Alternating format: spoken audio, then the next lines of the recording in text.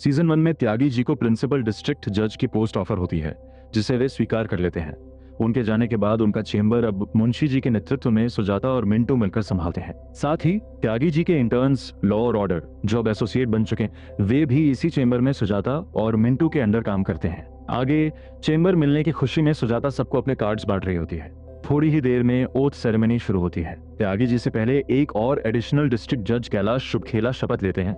फिर त्यागी जी का नंबर आता है। जब त्यागी जी शपथ ले रहे होते हैं तभी उन्हें हल्की खांसी आ जाती है, जिससे वहां बैठे सीनियर जज घोष को लगता है कि त्यागी जी ने अपनी शपथ में बिना डर और पक्षपात के न्याय करने वाली लाइन को गलती से डर और पक्षपात के साथ न्याय करना पढ़ दिया है। इसके बाद हम एक अस्पताल का सीन देखते हैं जहां वनस्पति नाम का एक आदमी होता है जिसके अंडर आर्म्स की स्किन बुरी तरह जल चुकी होती है। वनस्पति का कहना होता है कि उसकी यह हालत एक परफ्यूम लगाने की वजह से हुई है। वहीं अनन्या अस्पताल पहुंचती है और वनस्पति से कहती है कि वह उसका केस लड़ेगी।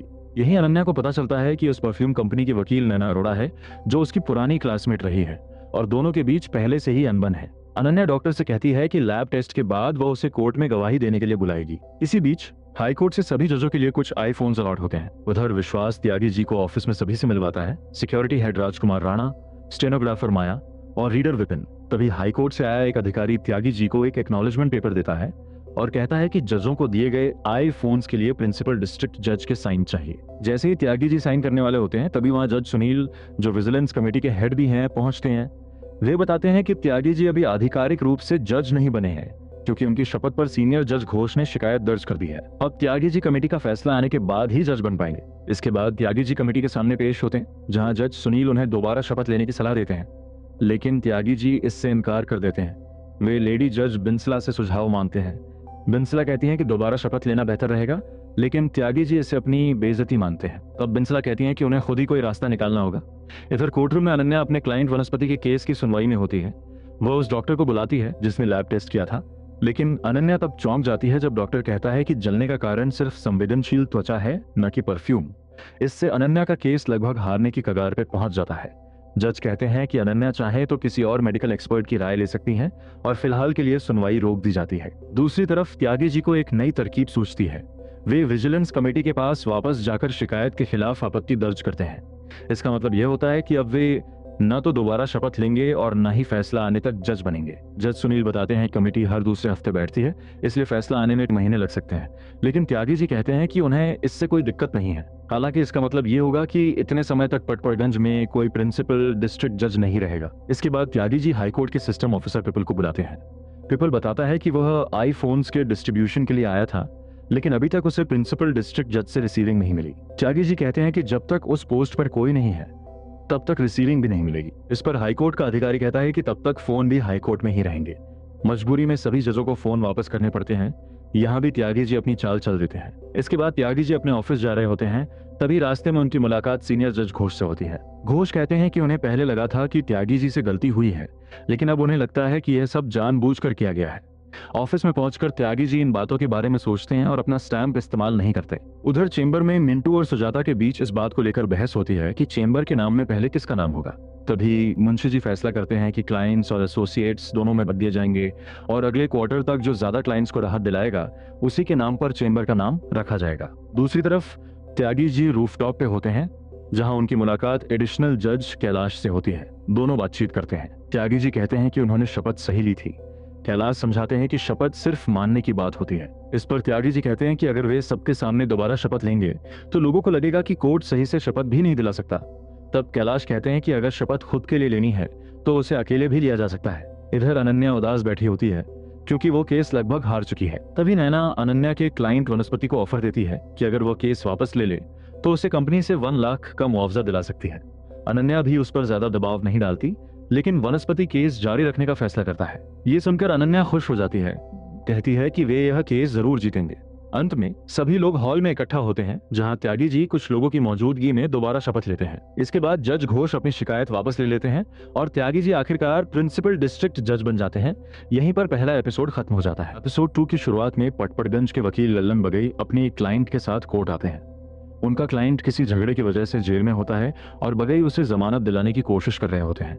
इधर त्यागी जी अपने असिस्टेंट विपिन के साथ कोर्टरूम की तरफ जा रहे होते हैं। लेकिन जज के रूप में ये उनका पहला दिन होता है और इसी वजह से वे बाकी जजों की तरह बैक गेट से न जाकर सीधे मेन गेट से अंदर चले जाते हैं। जज को इस तरह अंदर आते देख सभी लोग हैरान रह जाते हैं। तभी त्यागी जी की नजर एडवोकेट बगई पर पड़ती है और वे हल्का सा मुस्कुरा देते हैं। कोर्टरूम में पहुंचकर उनका असिस्टेंट उन्हें समझाता है कि उन्हें किसी को देखकर मुस्कुराना नहीं चाहिए था, क्योंकि अब लोगों को लगेगा कि वे बगई के पक्ष में फैसला देंगे और उनके क्लाइंट को जमानत मिल जाएगी।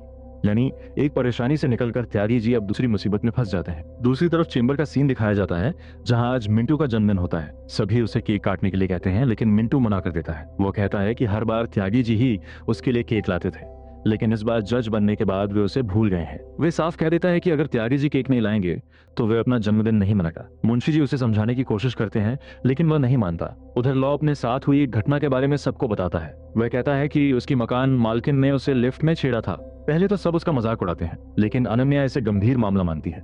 वह लॉ को लिफ्ट की सीसीटीवी फुटेज लेकर पुलिस स्टेशन चलने के लिए कहती है। इसी बीच कोर्ट में त्यागी जी बाकी जजों के साथ सुबह की घटना पर चर्चा कर रहे होते हैं। वे कहते हैं कि आज की सभी सुनवाई में सिर्फ बगई का केस ऐसा है जिसमें जमानत मिलनी चाहिए, लेकिन अब वे ऐसा नहीं कर सकते, वरना उन पर पक्षपात का आरोप लगा। साथ ही वे यह भी नहीं चाहते कि किसी निर्दोष को जेल में रखा जाए। इस पर एक जज सुझाव देता है कि त्यागी जी बगई से एक्सेप्शन लगवा लें, ताकि उनका केस त्यागी जी की कोर्ट में ही ना आए। त्यागी जी इस सुझाव को मान लेते हैं और बगई को जज कैलाश के ऑफिस में बुलाकर ऐसा करने को कहते हैं, लेकिन बगई मना कर देता है। वो कहता है कि त्यागी जी पहले उनके प्रेसिडेंट रह चुके हैं और अगर वे सबसे एक्सेप्शन लगवाने लगेंगे तो उनकी कोर्ट में कोई केस ही नहीं आएगा। कैलाश भी बगई की बात से सहमत होते हैं और त्यागी जी को कोई दूसरा रास्ता ढूंढने के लिए कहते हैं। उधर अनन्या, विश्वास और सुजाता लॉ को लेकर पुलिस स्टेशन पहुंचते हैं। वे पुलिस को सीसीटीवी फुटेज दिखाकर शिकायत दर्ज करने को कहते हैं, लेकिन पुलिस मना कर देती है। उनका कहना होता है कि इस तरह के केस के लिए कोई स्पष्ट धारा नहीं है और वे लॉ को कमरा बदलने की सलाह देते हैं। अगले सीन में अनन्या, लॉ और बाकी सभी लोग कोर्ट के बाहर चाय पी रहे होते हैं। लॉ बताता है कि उसने अपनी मकान मालकिन को कमरा खाली करने का नोटिस भेज दिया है, लेकिन कोई जवाब नहीं आया। तभी वहां पुलिस आती है और निकुंज को ढूंढने लगती है। तब पता चलता है कि लॉ का असली नाम निकुंज है। उसकी मकान मालकिन ने उसी के खिलाफ छेड़छाड़ की शिकायत दर्ज करवा दी है और पुलिस निकुंज को थाने ले जाती है।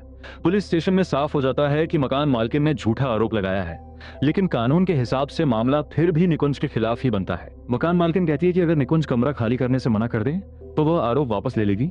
मजबूरी में निकुंज को उसकी शर्त माननी पड़ती है। इधर कोर्ट में ऑर्डर त्यागी जी से मिलता है और उन्हें याद दिलाता है कि वे मिंटू का जन्मदिन भूल गए हैं। वो बताता है कि मिंटू उनके ना आने से नाराज है। त्यागी जी कहते हैं कि वे अब ऐसा नहीं कर सकते, क्योंकि उनकी छवि पहले से ही पक्षपाती बन चुकी है। इस पर ऑर्डर कहता है कि जब एक गलती हो ही गई है तो मिंटू के लिए एक और सही। यहीं से त्यागी जी को एक आइडिया आता है। वे उस दिन की सभी सुनवाई के वकीलों की लिस्ट देखते हैं और फिर सभी से खुलेआम हंसकर और सामान्य तरीके से बात करते हैं। लेकिन जब फैसले का समय आता है तो वे किसी के पक्ष में पक्षपात नहीं करते। इससे लोगों को लगता है कि त्यागी जी सभी से सामान्य व्यवहार करते हैं, लेकिन फैसले पूरी निष्पक्षता से देते हैं। और इसी तरह वे बगई के निर्दोष क्लाइंट को जमानत दे देते हैं, एक और समस्या को चतुराई से हल करते हुए। दूसरी तरफ निकुंज और बाकी लोग बैठे होते हैं, जहां अनन्या उसे बचाने के लिए एक योजना बनाती है। अगले सीन में वे सभी पुलिस स्टेशन में होते हैं, जहां अनन्या और सुजाता ने मकान मालकिन के खिलाफ ईव टीजिंग की शिकायत दर्ज करवाई होती है। मकान मालकिन बताती है कि उसे ऑस्ट्रेलिया अपनी बेटी के पास जाना है और अगर उसके खिलाफ एफआईआर हो गई तो उसका वीजा कैंसिल हो सकता है। वह उनसे शिकायत वापस लेने की गुजारिश करती है। इस पर निकुंज शर्त रखता है कि अगर वह किराया माफ कर दे तो वह शिकायत वापस ले लेगा। मजबूरी में मकान मालकिन मान जाती है। चेंबर में मिंटू अभी भी अपना जन्मदिन नहीं मना रहा होता, तभी वहां त्यागी जी पहुंच जाते हैं। वे मिंटू के लिए एक एक्सेप्शन लगा देते हैं कि आज के बाद मिंटू या उसके चेंबर का कोई भी केस उनकी कोर्ट में नहीं आएगा। मिंटू इस बात को समझ जाता है और मान जाता है। इसके बाद सभी मिलकर उसका जन्मदिन मनाते हैं। अंत में शाम को कोर्ट से लौटते समय निकुंज अनन्या को उसकी मदद के लिए धन्यवाद कहता है और उसे कॉफी पर चलने के लिए पूछता है। अनन्या भी मान जाती है। इसी के साथ एपिसोड 2 खत्म हो जाता है। आगे के एपिसोड्स की एक्सप्लेनेशन आपको अगले वीडियो में मिलेगी। तब तक के लिए लाइक और सब्सक्राइब करें प्लॉट्स डिकोडेड।